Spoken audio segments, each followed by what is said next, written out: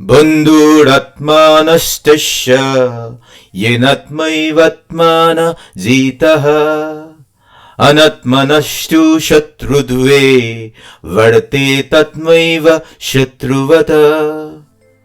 শ্ৰীমদ ভগৱদ গীতাৰ ৬ষ্ঠ অধ্যায়ৰ ৬ষ্ঠ শ্লোক, য'ত কোৱা হৈছে এগৰাকী ব্যক্তিৰ মনেই পৰম বন্ধু যদিহে মনক নিয়ন্ত্ৰণত ৰখা যায়, আৰু মনেই পৰম শত্ৰু যদিহে মনক নিয়ন্ত্ৰণত ৰাখিব পৰা নাযায়। আজি আপোনাকে কৈছোঁ, ৩০ বা ৩৫ বছৰ বয়সত আমি যিবোৰ কথা নাজানো বা জানিও অৱজ্ঞা কৰোঁ, সেইবোৰ কথাৰ প্ৰকৃত উপলব্ধি হয় ৬০-৭০ বছৰত। ৬০-৭০ বছৰত হোৱা এই উপলব্ধি যদি আমাক ৩০-৩৫ বছৰ বয়সতেই কোনোবাই শিকাই দিলেহেঁতেন, তেন্তে ৬০-৭০ বছৰ বয়সত জীৱনটো চাগে খুব ৰোমাঞ্চকৰ হ'লহেঁতেন, জীৱনটো অতি মোহনীয় হ'লহেঁতেন। আজি যিসকল লোকে ৫০ৰ ঘৰ অতিক্ৰম কৰিছে, তেওঁলোকক কৈছোঁ, আজি আপুনি জনা বুজা উপলব্ধি কৰা কথাখিনি আপুনি অলপ দিন আগেয়ে জনা হ'লে জীৱনটোৱে চাগে বেলেগ গতি ল'লেহেঁতেন। সেইকাৰণেই আমি আমাৰ সংস্পৰ্শলৈ অহা বিভিন্নজনক কওঁ গীতা পাঠ কৰিবলৈ। যিসকলৰ গীতা পাঠ কৰাৰ সুবিধা নাই, তেওঁলোকে গীতা শুনি বা শ্ৰৱণ কৰিও সমান লাভ ল'ব পাৰে। শ্ৰীমদ ভগৱদ গীতাৰ অষ্টাদশ অধ্যায়ৰ ৭০ আৰু ৭১ নম্বৰ শ্লোকত স্বয়ং ভগৱান শ্ৰীকৃষ্ণই অৰ্জুনক এই কথা কৈছিল। কি কৈছিল ৭০ নম্বৰ শ্লোকত? যি পুৰুষে এই ধৰ্মময় আমাৰ দুজনৰ সম্বাদক ভালদৰে মনন কৰি লয়, তেওঁৰ দ্বাৰা মই জ্ঞান যজ্ঞৰে পূজিত হওঁ, অৰ্থাৎ এনে যজ্ঞৰ পৰিণাম হ'ল জ্ঞান। ৭১ নম্বৰ শ্লোকত কৈছে, যি পুৰুষে শ্ৰদ্ধাযুক্ত হৈ ঈৰ্ষা ৰহিত হৈ মাথো শুনে, তেওঁ পাপৰ পৰা মুক্ত হৈ উত্তম কৰ্ম কৰোতাসকলৰ দৰে শ্ৰেষ্ঠ লোক প্ৰাপ্ত কৰে। হে পাৰ্থ, মোৰ এই বচন কি তুমি একাগ্ৰচিত্ত হৈ শুনিলানে? তোমাৰ অজ্ঞানৰ পৰা উৎপন্ন হোৱা মোহ কি নষ্ট হ'লনে? তেতিয়া অৰ্জুনে কৈছিল, নষ্ট মোহ স্মৃতিলব্ধা তৎপ্ৰসাদাত্মা শ্ৰুত স্থিত হস্মি গত সন্দেহ কৰিছে বচনম তব। অৰ্থাৎ, হে অচ্যুত, আপোনাৰ কৃপাৰ দ্বাৰা মোৰ মোহ নষ্ট হ'ল, মোৰ স্মৃতি প্ৰাপ্ত হ'ল। আমি আশা কৰিছোঁ ভগৱদ গীতাৰ এই শ্ৰৱণে আপোনাৰ স্মৃতি প্ৰাপ্ত কৰিব, মোহ আপোনাৰ নষ্ট হ'ব। এতিয়া যিসকলে ৫০ৰ বেছি অতিক্ৰম কৰিলে, এটা পৰিৱেশ ভাবক। সন্ধিয়া বাৰান্দাত আপুনি অকলে বহি আছে, সূৰ্যাস্ত ইতিমধ্যেই হৈ গ'ল কানিমুনি পোহৰ, চকুৰে ক্ৰমাৎ ধূসৰ দেখিছে। আপুনি গম নোপোৱাকৈয়ে চকুলৈ ওলাই আহিছে, আপুনি গম পোৱা নাই কিয় আপোনাৰ চকুলৈ ওলাইছে। যোৱাকালিও আপুনি এইখন বাৰান্দাতেই বহি আছিল, আপোনাৰ ছোৱালী বা ল'ৰাই মাকৰ সৈতে কথা পতা শুনিছে। আপুনি হাঁহি ধেমালিকৈ চাকৰিৰ কথা পাতিছে, ভৱিষ্যতৰ কথা পাতিছে। কথাখিনিয়ে আপোনাক ভবাই তুলিছে।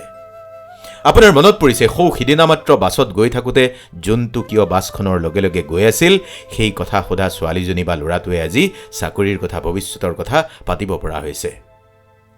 কথাটো ভাবি আপোনাৰ চকুলো ওলাই আহিছে। আজি আপুনি দুখত কন্দা নাই, আজি বুকুত কিহবা এটাই খুন্দিয়াইছে। এইটোৱেই নহয়, আজিকালি যিকোনো কথাত অকলে বহি থাকিলে কেতিয়াবা নিজে গম নোপোৱাকৈয়ে চকু পানী ওলাই অহা হৈছে। এয়া কি? দেহিনো স্মিন যথা দেহে কৌমৰম যৌৱনম জৰা তথা দেহান্তৰা প্ৰাপ্তিৰ ধীৰাজ তত্ৰ না মুজ্যতি। দ্বিতীয় অধ্যায়ৰ ১৩ নম্বৰ শ্লোকত আছে, আত্মাৰ দেহ যিদৰে অস্থায়ী, যৌৱনো শৰীৰৰ মাধ্যমেৰে নিজৰ ৰূপৰ পৰিৱৰ্তন কৰি যায়। মৃত্যুকালত তেনেকৈয়ে এটি আত্মা এটি শৰীৰৰ পৰা অন্য এটি শৰীৰলৈ দেহান্তৰিত হয়। স্থিতপ্ৰজ্ঞ পণ্ডিতসকল কেতিয়াও এনে পৰিৱৰ্তনত বিচলিত নহয়। আপুনি অনুভৱ কৰিছে সকলো পৰিৱৰ্তন হৈছে কেৱল আপোনাৰ বাহিৰে। আপোনাৰ ল'ৰা ছোৱালী ডাঙৰ হৈছে, আপোনাৰ পিতৃ মাতৃৰ বয়স হৈছে, আপোনাৰ লগৰ কোনোৱে অৱসৰ লৈছে, চুলি ক্ৰমাৎ ক'লাৰ পৰা বগা হ'বলৈ লৈছে, কিন্তু মনৰ ভিতৰত কিবা এটা এতিয়াও পৰিৱৰ্তন হোৱা নাই। কিবা যেন এক স্পৰ্শৰ অতীত সেই পৰিৱৰ্তন, সেই সত্তাটোকেই আজিৰ ঘটনাটোৱে স্পৰ্শ কৰিছে, আৰু সেইকাৰণেই চকু পানী ওলাই আহিছে। এটা দুটাকৈ দিন বাগৰিছে, আপুনি আগবাঢ়িছে জীৱনত, কিন্তু কি হৈছে? হঠাৎ আপুনি আপোনাৰ এটি পুৰণি ফটো এলবাম দেখা পালে। এটা দুটাকৈ পাত লুটিয়ালে এলবামৰ, কোনোবাখন ফটোত আপোনাৰ চকু থৰ হৈ যায়। বুকুত কিবা এটা অনুভৱ, এইটোৱে আছিল আপোনাৰ অতীতত কি ভুল কৰিছিল, কি ভাল কৰিছিল, চিনেমাৰ দৰে এটা এটাকৈ ছবি আপোনাৰ মনলৈ আহিছে। হঠাৎ আপুনি চকু পানী ধৰি ৰাখিব পৰা নাই। আপুনি সময়ৰ পৰিৱৰ্তনৰ কথা ভাবিছে, জীৱনৰ কথা ভাবিছে। কিছুমান কৰি অহা কাম, কৰ্ম, অকৰ্ম, বিকৰ্ম কি আছিল উত্তৰ যেন ওলোৱা নাই। আৰু এনে অৱস্থাত কি কৰিব? ভগৱান শ্ৰীকৃষ্ণই কুৰুক্ষেত্ৰত কুন্তীপুত্ৰ অৰ্জুনক কৈছিল ৪ৰ্থ অধ্যায়ৰ শ্লোক নম্বৰ ৩৪, সেইকাৰণেই অৰ্জুন, তুমি তত্ত্বদৰ্শী মহাপুৰুষ বা সৎগুৰুৰ শৰণাগত হৈ তত্ত্বজ্ঞান লাভ কৰাৰ চেষ্টা কৰা, বিনম্ৰতাৰে প্ৰশ্ন কৰা নিজক, আৰু অকৃত্ৰিম সেৱাত ব্ৰতী হৈ সন্তুষ্ট হোৱা। তেতিয়াহে সেই তত্ত্বদ্ৰষ্টা পুৰুষসকলে তোমাক জ্ঞান উপদেশ দান কৰিব। সময় বাগৰিছে। এদিন একেখন বাৰাণ্ডাত বহি থাকোঁতেই খবৰ আহিছে, মোবাইলত এটা SMS আহিছে, একে লগৰেই অমুক ঢুকাইছে। হঠাৎ গহীন হৈ পৰিছে পৰিৱেশ। তেওঁ জানিছিল জন্মিলে মৃত্যু হবই, জাতস্য হি ধ্ৰুৱ মৃত্যুৰ ধ্ৰুৱম জন্ম মৃতস্য চ তস্মাদ অপৰিহাৰ্যাৰ্থে না তৱম সুষিতম অহৰ্ষি। অৰ্থাৎ যাৰ জন্ম হৈছে তাৰ মৃত্যু অৱশ্যম্ভী, তথা যাৰ মৃত্যু হৈছে তাৰ জন্ম অৱশ্যম্ভী। সেয়েহে নিজ কৰ্তব্য সম্পাদন কৰাৰ সময়ত তুমি শোক কৰা অনুচিত। তেওঁ জানিছিল জন্মিলে মৃত্যু হবই, কিন্তু আজি তেওঁ মৃত্যুক উপলব্ধি কৰিছে। আপুনি উপলব্ধি কৰিছে সময় একেবাৰেই নাই, কথা পাতিব লাগিব, অনুভূতি প্ৰকাশ কৰিব লাগিব, জীৱন জীয়াব লাগিব, সময় একেবাৰেই পৰ্যাপ্ত নহয়। আজিকালি আপোনাৰ কাৰোৰে প্ৰতিয়ে একো অনুযোগ নাই, নোপোৱাৰ কোনো হা হুতাশ নাই। মনত কৰকচোন, ২৫ বছৰ বয়সত আপোনাৰ কি আছিল? একেবাৰে লক্ষ্য প্ৰাপ্তিৰ বাবে চেষ্টা। ৩৫ত কি আছিল আপোনাৰ?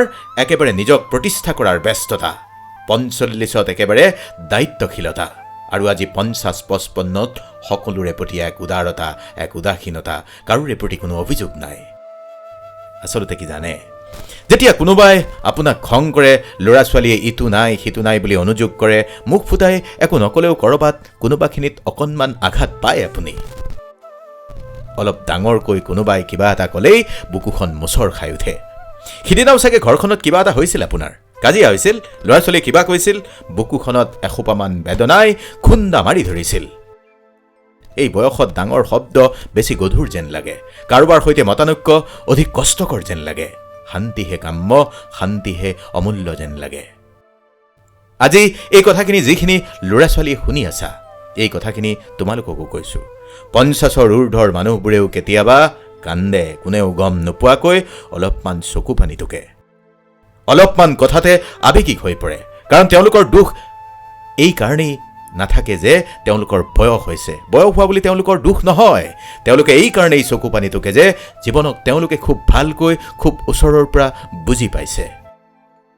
ভগৱান শ্ৰীকৃষ্ণই শ্ৰীমদ ভগৱত গীতাত কোৱা এটা এটা কথা যে তেওঁলোকৰ সৈতে মিলি আছে, তেওঁলোকে বুজি পাইছে। সেইকাৰণেই জীৱনক বুজি পোৱাৰ চকু পানীৰে তিতি থাকে তেওঁলোকৰ শিতান।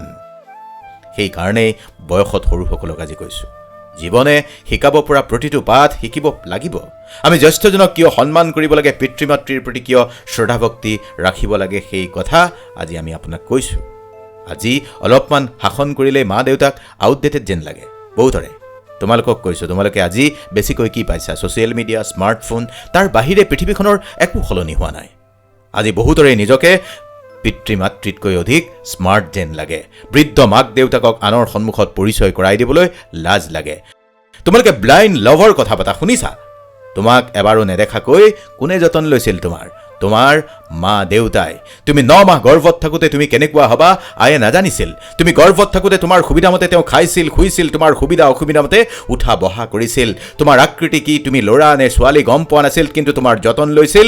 এই পৃথিৱীত ব্লাইণ্ড লাভ, এয়া মাতৃৰ প্ৰেম। গৰ্ভত থকা সন্তানৰ প্ৰতি মাতৃৰ প্ৰেমেই ব্লাইণ্ড লাভ। বাকী আমি যিবোৰ ব্লাইণ্ড লাভ বুলি কওঁ, সেয়া কেৱল আৰু কেৱল আকৰ্ষণ, ইনফেচুৱেশ্যন ইংৰাজীত কোৱা। তোমালোকে মা দেউতাই কিবা কথাত যেতিয়া নকয়, খং উঠে, কষ্ট হয়। অমুকলৈ যাব খুজিছা, কিয় অনুমতি নিদিয়ে? কিবা এটা কৰিব খুজিছা, কিয় নিদিয়ে? একেবাৰে খঙত একো নাই হৈ থাকা যে। এটা কাহিনী কৈছোঁ। এখন হাবিত এহাল চৰাইৰ এটা সৰু কাহিনী ক'ব খুজিছোঁ। তেতিয়া চৰাইহালৰ পোৱালি জগাৰ সময়। বাৰিষা অহাৰ পূৰ্বেই বাঁহ সাজিবলৈ বুলি ভাল গছ এডাল বিচাৰি নৈৰ পাৰলৈ দুয়োটা ৰাওনা হ'ল। নৈৰ পাৰত থকা এডাল গছক গৈ সুধিলে, আমি বাঁহ এটা সাজিব খুজিছোঁ, আমাক অনুমতি দিবানে? তেতিয়া গছে ক'লে, নাই নাই, নহ'ব, তোমালোক চৰাইবোৰ বৰ দুষ্ট, বাঁহ সাজিব দিব নোৱাৰি। বিফল মনোৰথ হৈ নৈৰ পাৰৰ পৰা আন এজোপা গছৰ ওচৰলৈ গ'ল চৰাইহাল। আনজোপা গছক অনুৰোধ কৰিলে, গছজোপা কিন্তু একে আষাৰে মান্তি হ'ল। আনন্দিত চৰাইহালে খুব সোনকালেই এডাল এডালকৈ খৰিকা আনি আনি বাঁহ সাজাত লাগি গ'ল। কেইদিনমানৰ ভিতৰতেই চৰাইহালে বাঁহ সাজি কণী পাৰি পোৱালিও জগালে। কেইদিনমানৰ ভিতৰতে আহি গ'ল বাৰিষাৰ বতৰ। নৈত প্ৰচণ্ড ঢৌ আহিল, আকাশৰ পৰা মুখলধাৰ বৰষুণ। হঠাৎ অহা ঢল আৰু খহনীয়াত বাঁহ সাজিব নিদিয়া সেই গছডাল নৈত উটি গ'ল। আৰু তেতিয়া চৰাইহালৰ হাঁহি উঠিল। নৈৰ পানীত উটি গৈ থকা গছডালৰ ওচৰলৈ গৈ ক'লে, তোমালোকৰ এই দশা দেখি সঁচাই হাঁহি উঠিছে। তোমাক বাঁহ সাজিবলৈ অনুমতি বিচাৰোঁতেও যে নিদিলা, সেইকাৰণেই তোমাক ভগৱানে এই শাস্তি দিলে। তেতিয়া গছডালে চৰাইহালক যিষাৰ কথা ক'লে শুনি আপুনি আচৰিত হৈ যাব। গছডালে ক'লে, বেয়া নাপাবা, তোমালোকক মোৰ তাত বাঁহ সাজিব নিদিলোঁ। কিয় নিদিলোঁ কাৰণটো শুনা। কাৰণ মই জানিছিলোঁ বাৰিষা নৈত বান আহিলে মই উঠি যাব লাগিব। বানত মই উঠি গ'লেও তোমালোকৰ যাতে আলৈ আথানি নহয়, সেইকাৰণেই মই তোমালোকক বাঁহ সাজিব নিদিলোঁ। আজি মোৰ কোনোবাটো ঠাল ঠেঙুলিত তোমালোকৰ বাঁহটো থকা হ'লে তোমালোকো উঠি গ'লাহেঁতেন পোৱালি সহিতে। লগে লগে চৰাইহালে নিজৰ ভুল বুজিব পাৰি গছডালৰ ওচৰত ক্ষমা বিচাৰিলে।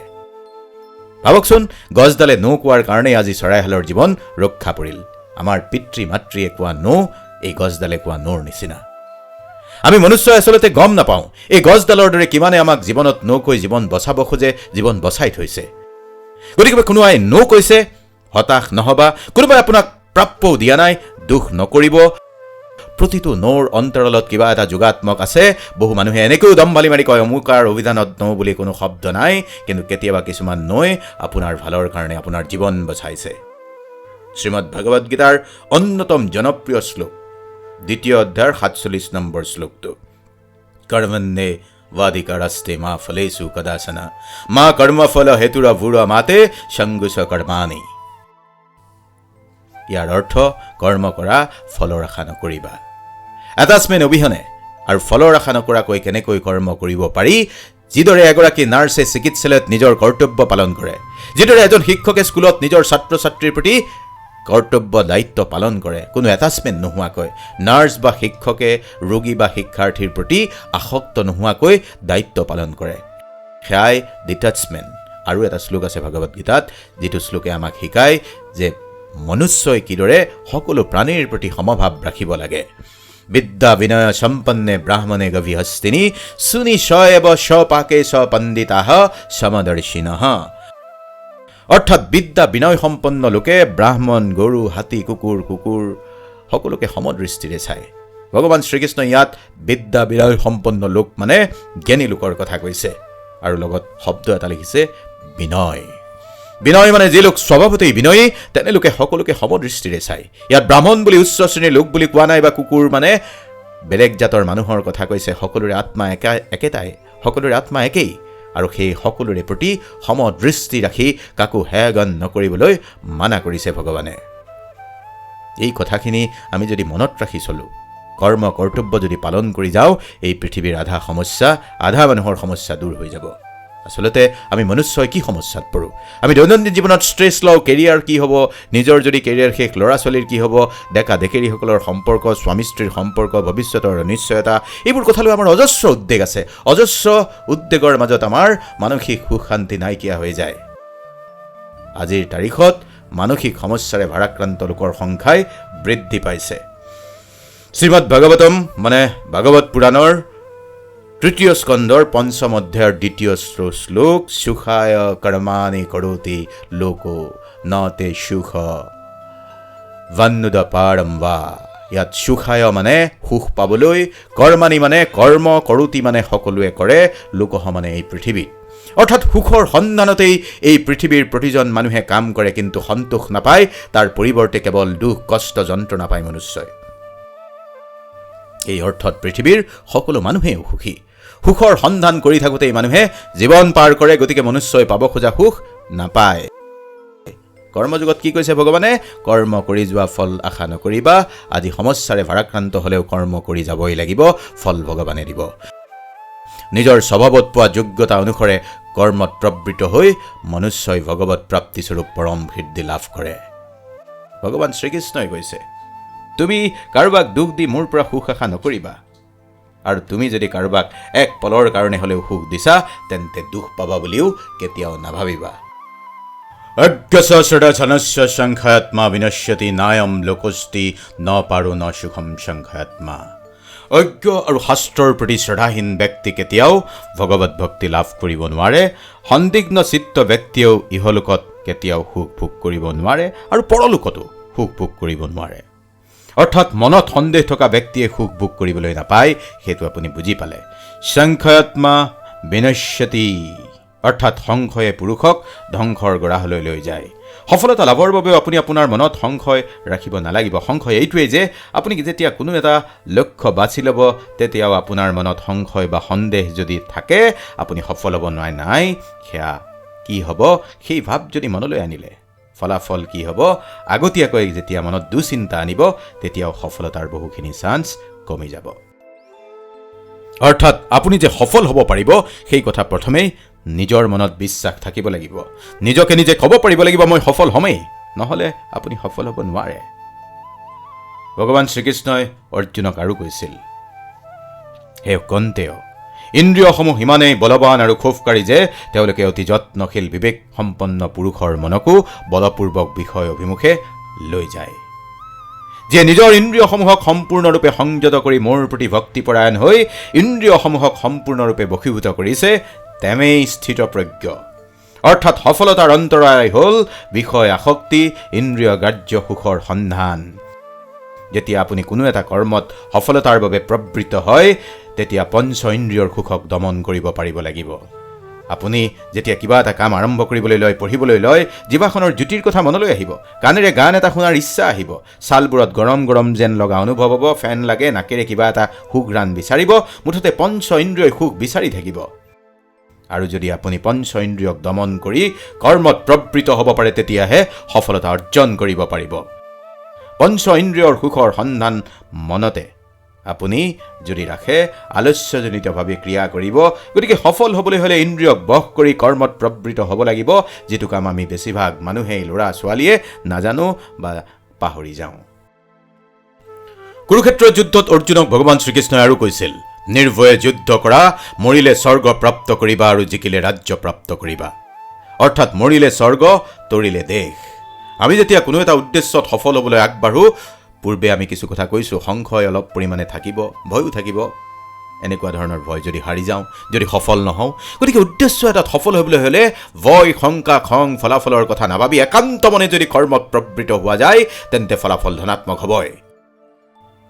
শেষত গুৰুত্বপূৰ্ণ কথা, ভগৱান শ্ৰীকৃষ্ণই কোৱা পৰিমিত ভোজন, শয়ন, মন আৰু শৰীৰৰ স্বাস্থ্য ঠিকে ৰাখিব পাৰিলে সফলতা সম্ভৱপৰ। সেইকাৰণেই আপোনাক কৈছোঁ, আপুনি সেইটো নকৰিব যিটো সকলোৱে কৰে, পৰিৱৰ্তে সেইটোৱেই কৰক যিটো আপোনাৰ বাবে মংগল। স্বধৰ্মে নিধনম শ্ৰেয়ঃ পৰধৰ্ম ভয়াৱহ। শ্ৰীকৃষ্ণই অৰ্জুনক কৈছিল, যিটো তোমাৰ কৰ্তব্য, যিটো তোমাৰ কাৰণে ভাল, যিটো তুমি কৰাটো আৱশ্যক, সেইটো কৰা। সেইটো কাম কেতিয়াও নকৰিবা যিটো আনে কৰি আছে। যেতিয়া যুদ্ধক্ষেত্ৰত অৰ্জুনে নিজৰ আপোন, নিজৰ ককাই ভাইবোৰক দেখা পাইছিল, তেতিয়া ভগৱানক আকৌ কৈ পেলাইছিল, এনেকুৱা ভয়ংকৰ যুদ্ধ কৰাতকৈ মই সন্ন্যাসী হৈ থকাই ভাল। তেতিয়া অৰ্জুনক ভগৱান শ্ৰীকৃষ্ণই কৈছিল, সন্ন্যাসী হোৱাটো তোমাৰ কৰ্ম নহয়, সেয়া তোমাৰ ধৰ্ম নহয়। আপুনিও আপোনাৰ স্বধৰ্ম পালন কৰিব লাগিব। আপুনি যোদ্ধা, জীৱন যুদ্ধত পৰাজিত নোহোৱাকৈ যুদ্ধ কৰিব লাগিব। দ্বিতীয় অধ্যায়ৰ 31 নম্বৰ শ্লোকত ভগৱানে অৰ্জুনক কৈছিল, ক্ষত্ৰিয় ৰূপে তোমাৰ স্বধৰ্ম বিবেচনা কৰি তুমি জনা উচিত যে ধৰ্ম ৰক্ষাৰ্থে যুদ্ধ কৰাৰ পৰা ক্ষত্ৰিয়ৰ পক্ষে মংগলজনক আন একোৱেই নাই। সেয়েহে তুমি দ্বিধাগ্ৰস্ত হোৱা উচিত নহয়। তুমি ক্ষত্ৰিয়, অধৰ্মৰ নাশ কৰাটোৱে তোমাৰ ধৰ্ম আৰু কৰ্ম, ধৰ্ম ৰক্ষা কৰাটো তোমাৰ কৰ্ম। সেইকাৰণেই প্ৰতিজন মানুহৰ এটা সুকীয়া কৰ্ম থাকে। নিজৰ কৰ্মৰ বাহিৰে বেলেগ চিন্তা নকৰিব, ভিৰৰ মাজত নিজকে হেৰুৱাই নেপেলাব। আপুনি কি? ক্ষত্ৰিয়, শূদ্ৰ, বৈশ্য, আমি ব্যক্তিগতভাৱে কোনো জাতিবাদত বিশ্বাসী নহয়, কিন্তু আপোনাৰ মোৰ কৰ্মই নিৰূপণ কৰে আমি কি। আজি যদি আপুনি একাকিত্বৰ যন্ত্ৰণাৰে পিষ্ট হৈ থকাতকৈ নিজকে সুধিব খুজিছে, সোধক আপুনি কি? ভগৱান শ্ৰীকৃষ্ণই অৰ্জুনক কৈছিল, হে অৰ্জুন, তুমি প্ৰতিটো ক্ষণতেই মোক স্মৰণ কৰি থাকিবা আৰু সদায় মোক স্মৰণ কৰি যুদ্ধ কৰি যাবা। তেতিয়া কৃষ্ণক অৰ্জুনে সুধিছিল, এই যুদ্ধটো কিছুদিনৰ পিছত শেষ হ'ব, কিন্তু আপুনি সদায় যুদ্ধ কৰি থাকিবলৈ আৰু আপোনাক স্মৰণ কৰি থাকিবলৈ কৈছে, তেন্তে ইয়াৰ অৰ্থ কি? তেতিয়া ভগৱানে ক'লে, এই জীৱনটোৱেই ৰণভূমি, এই জীৱনলৈ সুখ দুখ আহি থাকিব, তুমি এইবোৰৰ সৈতে সদায় মুখামুখি হ'ব লাগিব। তাৰ মানে ভগৱানে এইটো কোৱা নাই যে আপুনি মনে মনে বহি থাকিব আৰু মই যুদ্ধ কৰি থাকিম। আমাৰ জীৱনৰ জৰিডাল ভগৱানে ধৰি ৰাখিছে, কিন্তু যুদ্ধ আমি নিজেই কৰিব লাগিব। ভগৱানক স্মৰণ কৰি যুদ্ধ কৰক যে হে ঈশ্বৰ, মোক শক্তি দিয়া, মোক বিচাৰ বুদ্ধি দিয়া, যাতে মই জীৱনৰ সকলো যুদ্ধত জয়ী হ'ব পাৰোঁ, মই জীৱনৰ সঠিক পথেৰে যাতে আগবাঢ়িব পাৰোঁ। কিন্তু যুদ্ধ আপুনি নিজেই কৰিবলগীয়া হয়। ভগৱানে বিচাৰ দিছে, বুদ্ধি দিছে, ভগৱানে আপোনাক প্ৰেৰণা দিয়ে, ভগৱানে শক্তি দিয়ে, কিন্তু নিজৰ ৰক্ষা আপুনি নিজেই কৰিব লাগিব। যিদৰে যুদ্ধ অৰ্জুনে কৰিছিল, কিন্তু অৰ্জুনৰ ৰথৰ সাৰথি ভগৱান নিজেই আছিল, আৰু সেইদৰেই আপোনাৰ মোৰ জীৱনৰ পথ প্ৰদৰ্শক আজি এই শ্ৰীমদ ভাগৱত গীতা। ভগৱান শ্ৰীকৃষ্ণই শ্ৰীমদ ভাগৱত গীতাত আৰু কৈছে, সত্যনুৰূপা সৰ্বস্য শ্ৰদ্ধা ভৱতি ভাৰত, শ্ৰদ্ধা ময়োহয়ম পুৰুষয়ো শ্ৰদ্ধস্য স এব সহ। অৰ্থাৎ মানুহৰ মনৰ প্ৰকৃতি অনুসৰি সকলো মনুষ্যই বিশ্বাস বা শ্ৰদ্ধা প্ৰদৰ্শন কৰে। যি পুৰুষে যি ধৰণৰ বিশ্বাস বা শ্ৰদ্ধা ৰাখে, সেই পুৰুষৰ স্বভাৱজাত প্ৰদৰ্শনো তেনেকুৱাই। সত্য সম্পৰ্কে ভগৱান শ্ৰীকৃষ্ণই কৈছে, এই বিশ্বত পৰমাত্মাৰ বাহিৰে ধ্ৰুৱ সত্য আৰু একোৱেই নাই। সেইকাৰণেই কিবা এটা কাম কৰাৰ পূৰ্বে ভগৱানৰ কথা ভাবিব লাগে, তেতিয়া কোনো মানুহেই বেয়া কাম কৰিব নোৱাৰে। কাৰোবাৰ ভাল কৰিব নোৱাৰিলে, বেয়াও কৰিব নোৱাৰিলে, সন্মান নকৰিলে কাকো অপমান কৰাৰ অধিকাৰ নাই, কিন্তু বাস্তৱ আমি ওলোটাকৈ কৰোঁ। বেছিভাগ সময়ত আমি আনৰ দুখ খুচৰি ভাল পাওঁ, নিজৰ বেলিকা নিজে আকণ্ঠ পাপাচাৰত নিমজ্জিত হৈ থাকিও অইনৰ দুখ গুণ খুচৰি সময় পাৰ কৰোঁ। এইবোৰে খন্তেকীয়া সুখ দিব পাৰে, কিন্তু জীৱনৰ দীঘলীয়া যাত্ৰাত এইবোৰে অনিষ্ট কৰে মনুষ্যৰ। অইনে কি ভাবিছে, কি কৰিছে, কাৰ লগত আছে, কাৰ লগত নাই, কিয় সফল, কিয় বিফল, এইবোৰ ভাবি গুণি সময় মুঠেই নষ্ট নকৰিব। পাপ পুণ্য নাই বুলি ভাবিছে, পাপ পুণ্য এই পৃথিৱীতে আছে। আপুনি মনুষ্য হিচাপে কেতিয়াবা পাপ কৰ্মত লিপ্ত হৈছে নেকি? পাপ কৰিলে পাপৰ ফল খণ্ডন কৰিব পাৰেনে? শ্ৰীমদ ভাগৱত গীতাৰ প্ৰথম অধ্যায়তেই কুন্তীপুত্ৰ অৰ্জুনে বহুবাৰ পাপ মহাপাপৰ কথা মনলৈ আনিছিল। স্বজনক হত্যা কৰাটো মহাপাপ হ'ব বুলি ভাবিছিল।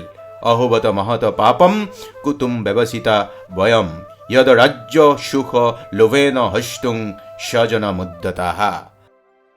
কুন্তীপুত্ৰ অৰ্জুনৰ মনত সৃষ্টি হোৱা সংশয় আৰু পাপবোধ সন্দৰ্ভত ভগৱান শ্ৰীকৃষ্ণই উত্তৰ দিছিল দ্বিতীয় অধ্যায়ত। কিন্তু তুমি যদি ধৰ্ম যুদ্ধ স্বীকাৰ নকৰা, তেন্তে তুমি নিজ ধৰ্ম আৰু কৃতিভ্ৰষ্ট হৈ পাপ ভোগ কৰিবা। আজি আপুনি মই যুদ্ধত নাই। আপোনাৰ মোৰ যুদ্ধ জীৱন যুদ্ধ, আপোনাৰ মোৰ জীৱন যুদ্ধই আজি ধৰ্ম যুদ্ধ। আমাৰ জীৱনৰ যুদ্ধই কুৰুক্ষেত্ৰৰ যুদ্ধ।